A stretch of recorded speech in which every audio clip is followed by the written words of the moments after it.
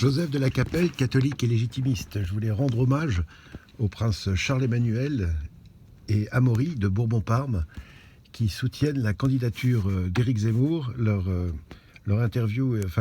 entrevue est très intéressante et ils expliquent bien. Et ce qui a ressorti de cette entrevue, c'est vrai que Éric Zemmour, il y a une chose qui est très intéressante, c'est la poursuite du bien commun.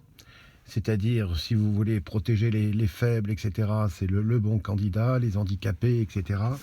La juste rémunération pour les plus pauvres, etc. Tout ça. En fait, il n'y a que la droite, enfin même ce qu'on appelle l'extrême droite, mais en fait qui est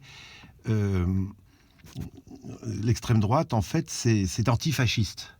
C'est-à-dire que les fascistes, c'est qui? C'est Mélenchon, c'est Monsieur Macron, c'est toute la gauche. Toute la gauche est fasciste. Le centre est fasciste. Les libéraux sont fascistes. Mais l'extrême droite, c'est antifasciste, en fait, parce que c'est ce qu'il y a de plus social. Et donc, les princes ont expliqué qu'ils se réclament de toute l'histoire de France. Depuis Clovis, et puis pourquoi pas Vercingétorix. Et ça, c'est vraiment important. C'est-à-dire qu'il intègre complètement l'histoire des rois de France. Et donc, toute cette identité qui est en grande partie les rois de France qui ont fait la France. Voilà.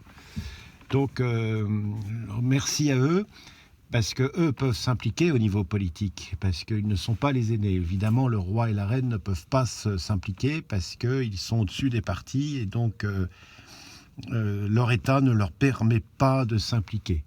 Par contre, les branches cadettes, effectivement, peuvent s'impliquer. Ça a toujours existé. Il y a eu autrefois Six de Bourbon-Parme qui s'était impliqué par rapport à des candidats, etc. Donc voilà, donc merci infiniment pour cette implication. Et si vous êtes des amoureux du bien commun, pour que les gens aient le plus de liberté, que ça soit dans leur métier, que ça soit dans leurs occupations, dans leur sport, etc. Il faut bien réfléchir, parce que il y a un, voire deux candidats. Il y a Éric Zemmour et puis aussi Marine Le Pen. Mais Éric Zemmour est plus clair et plus net par rapport à ses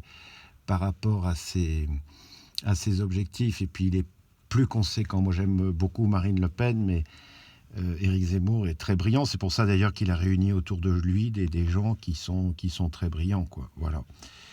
Et donc tout ça, c'est important, parce que il faut mettre le pied dans la porte dans la République. On n'a pas eu de régime vraiment de droite depuis juillet 1830. Donc si à un moment on arrive à mettre le pied dans la porte pour qu'on aille vraiment dans le sens du bien commun, le roi reviendra à sa place automatiquement. Le roi reviendra à sa place automatiquement. C'est obligé. Voilà, très bon courage à tous. Merci mes seigneurs, en tout cas, pour cette très belle entrevue, très, très sympathique. Et bon courage à tous, et gardons l'espérance et l'espoir, et surtout la sainte espérance. Prions bien le bon Dieu et la Sainte Vierge.